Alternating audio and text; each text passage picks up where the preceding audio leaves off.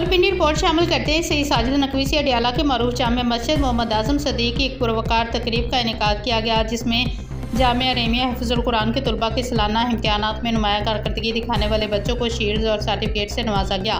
इस बाबरकत तकरीब के मेहमान ख़ुसूसी सीनियर साफ़ी सैयद साजिद नकवी थे, जबकि कारी मुहिबुल्लाह और कारी कलीमुल्लाह ने भी ख़ुसूसी शिरकत की। तकरीब का आगाज़ तिलावत कुरान पाक से हुआ, जिसके बाद जामिया रहीमिया हिफ्ज़ुल कुरान के मोहतरम कारी हाफ़िज़ मोहम्मद यासीर रेमी ने जामिया के अगराज़ व मकासद पर रोशनी डाली। उन्होंने कुरान करीम की तालीम और हिफ़्ज़ की बरक़ात बयान करते हुए वालिदैन और अहले इलाक़ा को बच्चों की